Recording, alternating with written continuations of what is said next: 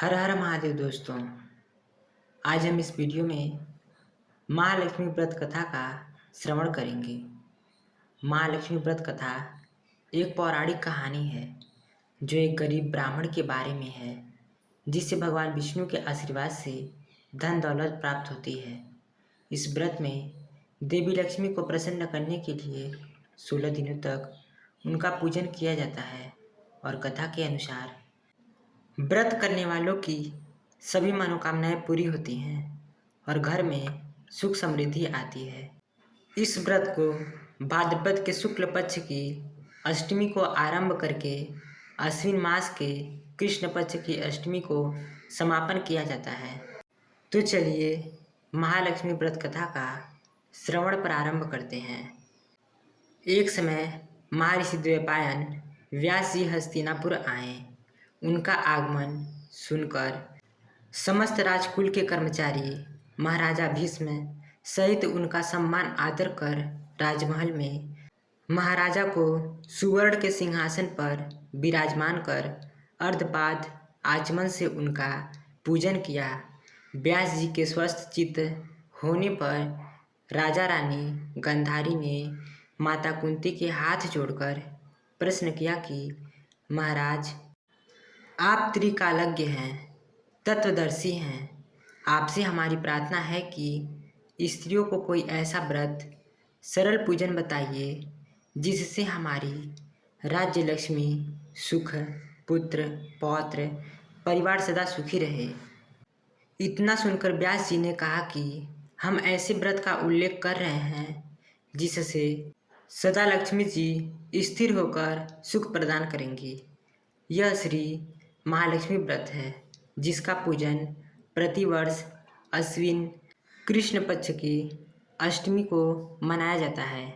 तब राज रानी गंधारी ने कहा, महात्मन, यह व्रत कैसे आरंभ होता है, किस विधान से पूजा होता है, यह विस्तार से बताने का कष्ट करें। तब महर्षि जी ने कहा कि भाद्रपद शुक्ल पक्ष की अष्टमी के दिन सुबह व्रत का मन में संकल्प कर किसी जलाशय में जाकर स्नान कर स्वच्छ वस्त्र पहनकर ताजी दुर्वा से माँ लक्ष्मी को जल का तर्पण देकर प्रणाम करना चाहिए। फिर घर आकर शुद्ध 16 धागों का एक गंडा बनाकर प्रतिदिन एक गांठ लगानी चाहिए।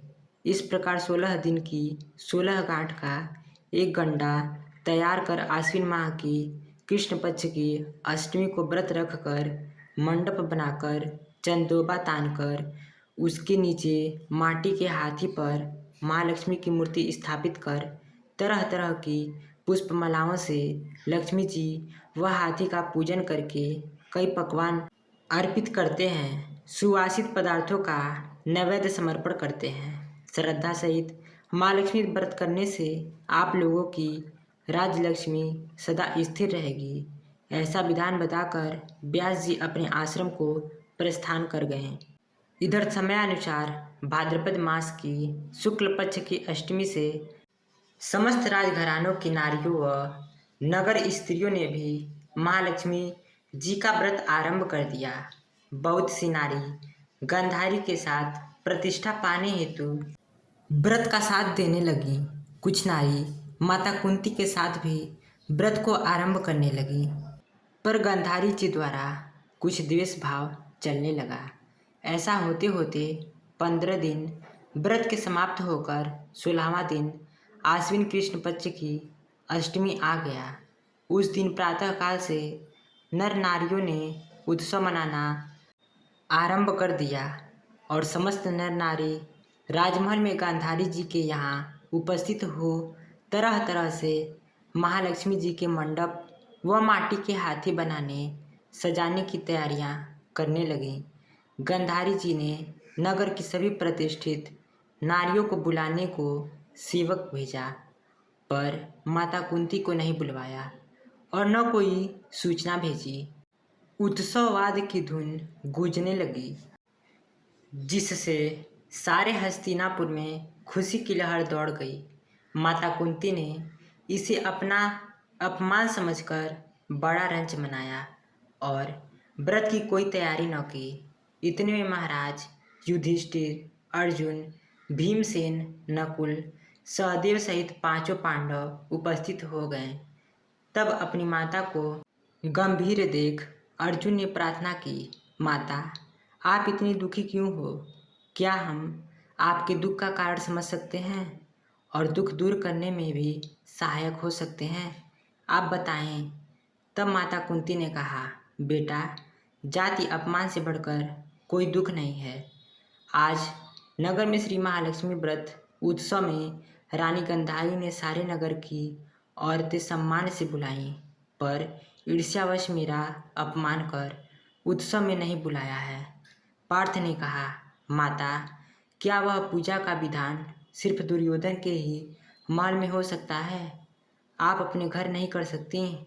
तब कुंती ने कहा, बेटा, कर सकती हूँ, पर वह साज सम्मान इतना जल्दी तैयार नहीं हो सकता, क्योंकि गंधारी के 100 पुत्र ने माटी का विशाल हाथी तैयार करके पूजन का साज सजाया है। वह ऐसा विधान तुमसे न बन सकेगा और उनके उत्सव की तैयारी आज दिन भर से हो रही है। तब पार्थ ने कहा, माता, आप पूजन की तैयारी कर नगर में बुलावा फिरावें। मैं ऐसा हाथी पूजन को बुला रहा हूँ जो आज तक हस्तिनापुर वासियों ने न देखा और न पूजन किया होगा। मैं आज ही इंद्रलोक से इंद्र का हाथी ऐरावतस, जो पूजनीय है, उसे बुलाकर तुम्हारी पूजा में उपस्थित कर दूंगा। आप अपनी तैयारी करें। फिर उधर भी माता कुंती ने सारे नगर में पूजा का ढिंढोरा पिटवा दिया और पूजा की विशाल तैयारी होने लगी। तब अर्जुन ने सुरपति को ऐरावत भेजने को पत्र लिखा और एक दिव्य बाण में बांधकर धनुष पर रखकर इंद्रलोक इंद्र की सभा में फेंका। इंद्र ने बाण से पत्र निकालकर पढ़ा तो आश्चर्य से अर्जुन को लिखा कि हे पांडु कुमार, ऐरावत भेज तो दूंगा, पर वह इतनी जल्दी स्वर्ग से कैसे उतर सकता है? तुम इसका उत्तर शीघ्र ही लिखो। पत्र पाकर अर्जुन ने पत्र में बाण का रास्ता बनाकर हाथी उतारने की बात लिखकर पत्र वापस कर दिया। इंद्र ने मातली सारथी को आज्ञा दी कि हाथी को पूर्ण रूप से सजाकर हस्तिनापुर में उतारने का प्रबंध करो। महावत ने तरह तरह के साज सम्मान से ऐरावत को सजाया। देवलोक की अंबर झूल डाली गई। सुवर्ण की पालकी रत्न जड़ित कलशों से बांधी गई। माथे पर रत्न जड़ित जाली सजाई गई। पैरों में घुंघरू सुवर्ण मणियों बांधी गईं, जिनकी चकाचौंध पर मानव जाति की आंखें नहीं ठहर सकती थीं। इधर सारे नगर में धूम हुई कि कुंती माता के घर सजीव इंद्र का ऐरावत वाड़ों के रास्ते पर स्वर्ग से उतरकर पूजा जाएगा। सारे नगर के नर नारी, बालक और वृद्धों की भीड़ ऐरावत को देखने एकत्रित होने लगी। गांधारी के राजमहल में भी इस बात की चर्चा की बड़ी चहल पहल मच गई। नगर की नारियां पूजन थाली लेकर भागने लगीं और माता कुंती के महल में उपस्थित होने लगीं। देखते ही देखते सारा महल पूजन करने वाली नारियों से ठसाठस भर गया। सारे नगरवासी ऐरावत के दर्शन को गली, सड़क, महल, अटारियों पर एकत्रित हो गए।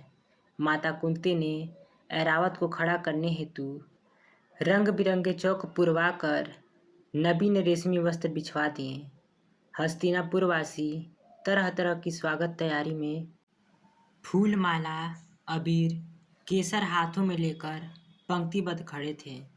इधर इंद्र की आज्ञा पाकर ऐरावत स्वर्ग से बाड़ों के बनाए रास्ते से धीरे धीरे आकाश मार्ग से उतरने लगा, जिसके आभूषणों की आवाज़ नगरवासियों को आने लगी। ऐरावत के दर्शन के लिए नर नारियों ने जय जयकार के नारे लगाने प्रारंभ कर दिए। ठीक सायंकाल ऐरावत माता कुंती के महल के चौक में उतर आया। समस्त नर नारियों ने पुष्पमाला, अबीर, केसर को चढ़ाकर हाथी का स्वागत किया। महाराजा धौम्य पुरोहित द्वारा ऐरावत पर महालक्ष्मी जी की मूर्ति स्थापित करा के वेद मंत्रों द्वारा पूजा की गई। नगरवासियों ने लक्ष्मी पूजा का कार्य करके ऐरावत की पूजा की गई। फिर तरह तरह के मेवा पकवान ऐरावत को खिलाए गए। ऊपर से जमुना जल पिलाया गया। फिर तरह तरह के पुष्पों की ऐरावत पर वर्षा की गई। पुरोहित द्वारा स्वस्ति पुण्याहवाचनस कर व्रती नारियों द्वारा लक्ष्मी जी का पूजन विधान से कराया। कुंती ने व्रत के डोरे के गंडा में 16वीं गांठ लगाकर लक्ष्मी के सामने समर्पण किया। ब्राह्मणों को पकवान मेवा मिठाई देकर भोजन की व्यवस्था की गई। तब वस्त्र द्रव्य सुवर्ण अन्न आभूषण देकर के ब्राह्मणों को संतुष्ट किया गया।